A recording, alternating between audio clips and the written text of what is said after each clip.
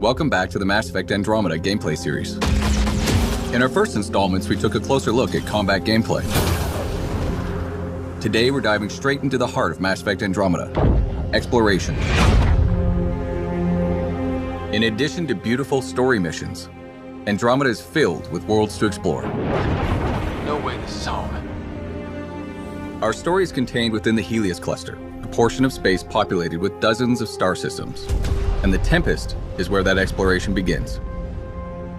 You can navigate star systems using the Tempest galaxy map. From planets to moons, to anomalies and starships, wherever you are in Helios, you'll now be able to see everything that exists outside the ship's main windows in real time. In Andromeda, there are over 100 planets to discover, and a handful of beautifully crafted worlds can be landed on. And that's where the adventure really begins. Each world you visit has its own story, its own characters, and of course, its own challenges. Today, the world we're going to visit is called Eladin. Exploring the opening landing area called Paradise, you'll quickly discover that the heat on this planet can be deadly. Water is scarce, and mysterious ancient artifacts dot the landscape guarded by dangerous remnant creatures. Basically, to live here, you have to be desperate, or Krogan. But even the Krogan aren't happy, and they don't trust anyone from the Initiative, least of all a Pathfinder. How you deal with the Krogan and these challenges will ultimately determine your success on Eladin. We need the Krogan, and the Krogan need us. Before you set out, you'll get an update from your AI, pointing out key locations. The Remnant monolith suggests this was indeed supposed to be a golden world. We're going to start the adventure by heading over to the Krogan colony, but the choice of where to go is ultimately yours. Our all-terrain rover, the Nomad, is key to quickly covering the expansive landscapes throughout Andromeda. You can also enhance the Nomad with a series of functional upgrades designed to give you better turbo boost, higher jumps, better handling, and more. While you're exploring, one of the key objectives will be to discover locations to call down forward stations. Once found, each of these will act as a fast travel point and allow you to change your loadout or call the Nomad if it gets lost or destroyed. They also offer resupply and protection from any environmental hazards. Our conversations at the Krogan colony point us in a few directions. Exiles are causing trouble at their base, the Flophouse, and a derelict remnant ship may have a drive core the Krogan are in desperate need of. Let's head to that ship and see what we can find. Out here, we are more exposed to the heat. In Andromeda, all of the planets have localized and/or global hazards. The Pathfinder and the Nomad are both separately outfitted with life support systems that help protect against these hazards. But once you run out, you'll need to find a safe location or a forward station to recharge. I'm reading a normal temperature range, Pathfinder. As you travel throughout the world, you'll find new areas to explore, new characters, and new storylines. Ultimately, all of these discoveries will help raise the viability of the planet. Increasing planet viability does two things: allow for the creation of an outpost, and upgrade the Nexus, the Andromeda Initiative's space station. Before a planet can support an outpost, you'll first need to get its viability to at least 40% by pacifying threats, allying yourself to locals, solving environmental problems, and accomplishing specific tasks related to that planet's story. For example, in the case of Eladin, your relationship with the Krogan will determine whether you can build here or not. Regardless of whether you build an outpost, your exploration and discoveries will also give you Andromeda viability points. Reaching thresholds will allow you to upgrade the Nexus and wake up more colonists from cryosleep. Who you decide to wake up will determine what perks and advantages you'll get. Will you wake up scientists to give you an edge in research and development? Military personnel to give you an edge in combat? Or merchants to give you a leg up when trading? But of course, not everything on these worlds will be so straightforward. Andromeda holds many mysteries, not the least of which is a vast network of ancient vaults. Simply figuring out how to access one of these vaults is a challenge in and of itself that can take you across an entire world. Once inside, you'll need to rely on skills from every element of Andromeda gameplay, including exploration, environmental navigation, puzzle solving, and combat to get them back online, and then make it out alive. Go! And resolving the mystery of these vaults may just hold the key to survival in Andromeda. This is unbelievable.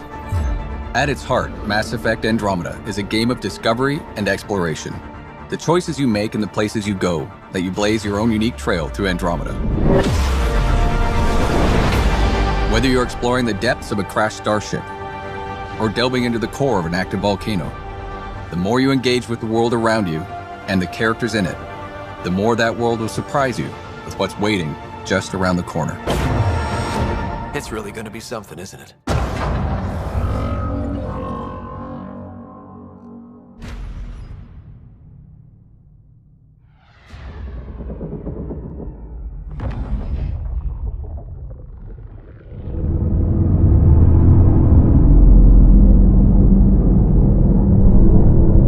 We're explorers first, but it's a new galaxy. We need to be ready for any situation, including combat. I'm Liam Costa, Security and Response Specialist for the Pathfinder team. Before we set out, you need some basic firearms and mobility training. The name of the game is adaptability. Only so much cargo space on the Arks, so initiative weapons and armor, designed to be customized multiple times in the field. There's 4 main types of guns to work with: pistols, shotguns, assault rifles, and sniper rifles. Pistols are your standard medium to short range weapon. Easy to aim and fire, and low recoil so you can shoot on the move. Lightweight, quick to reload. When you're ready to punch it up a little, Carnifex pistol with grenade launcher augmentation for the advanced user. Next, shotguns. Perfect for getting in close. Shotguns are simple. For large targets, grouping, or just some extra kick. They hit hard with a wide shot pattern. Like all our kids, they're highly adaptable.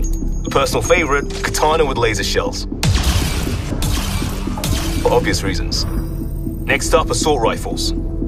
High rate of fire for covering fast targets and making short work of shields. And if you watch your recoil, good at distance too. If you can see your mark, chances are you can hit it. Augmentation of choice, Avenger with electrical conduit. Last in the queue, sniper rifles, the heavy hitters. High-powered, accurate, and long range.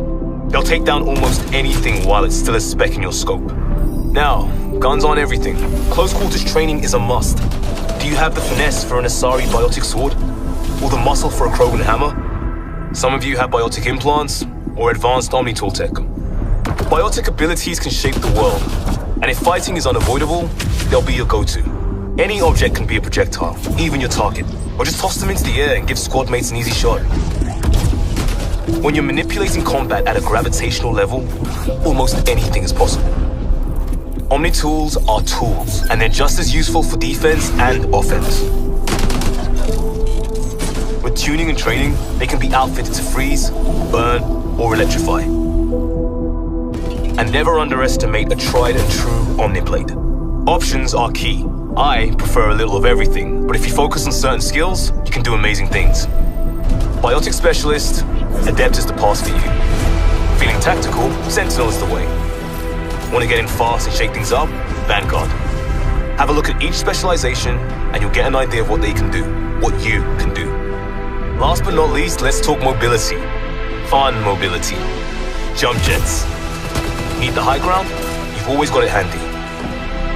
A quick dash will get you out of an attack path. Like everything else, jump jets are adaptable if things get rough. Nothing better for exploration.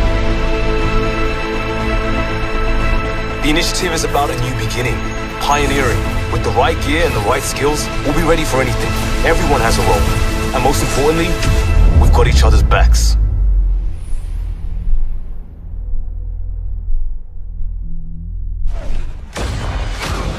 Welcome back to the Mass Effect Andromeda gameplay series.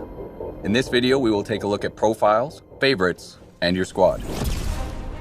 As you level up in Mass Effect Andromeda, you'll gain access to dozens of skills and over 300 skill upgrades. You're free to pick any skill without being limited to a class, which allows you to create a Pathfinder that is totally suited to how you want to play.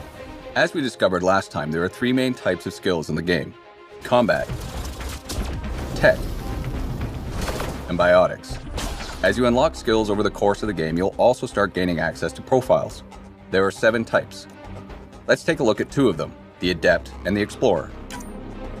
The Adept profile is perfect for players who want to specialize in biotics. As you choose more biotic skills, the Adept profile will give you bonuses to suit your playstyle. And as you can see, choosing Adept gives bonuses to duration and damage of your biotics. The more you invest in those skills, the higher level profiles you can unlock. Or maybe you want to be more versatile, choosing some combat mixed with biotic and tech skills. This will unlock the Explorer profile, giving you perks and buffs that enhance all your abilities. And of course, you can swap these profiles at any time, allowing you to keep the action fresh, giving you a number of ways to tackle every battle, and making sure you never feel locked into a particular style of play. This brings us to favorites. Favorites are a quick way to map 3 skills and a single profile to one slot. Anytime during combat, you can switch between one of these 4 slots, giving you access to up to 12 of your favorite skills during the course of a single fight. Here's an example. In this battle, I've equipped a favorites loadout designed for long-range combat, utilizing cloak and a sniper rifle to suppress oncoming enemies. The sniper alone isn't enough, so I'll deploy an assault turret and toss some grenades before switching to my second favorites loadout. It's designed for close quarters combat. Loading these new abilities puts them in a cooldown by default, so I'll have to make do with my shotgun until they're ready. The Fiend is too powerful and I'm not in any position to take it out immediately, but my new favorites are ready. I'll make my getaway using biotic charge and then maneuver around this group of enemies. This favorites loadout is particularly combo friendly, so I'll engage by comboing Cryo Beam and Lance for an explosive result, then clean up with my shotgun. It looks like the Fiend has taken an interest. I'll do what I can from a distance before switching to my third favorites loadout. One that emphasizes ranged biotic abilities such as Backlash and Shockwave, as well as Flamethrower. Let's see if we can find a better vantage point and stall the Fiend's approach. Using Backlash, I can shield myself from oncoming fire and deflect it back at the enemy. This is particularly useful against large crowds of enemies. However, this horde is scattered, so I'll need to regroup. Looks like the Fiend has other plans. I'll stand my ground by using Shockwave and then follow that up with Flamethrower. The Fiend is hurt, but it's going to take more than that to defeat it. Switching to my final favorites loadout, I'll engage the Fiend with soldier-focused abilities.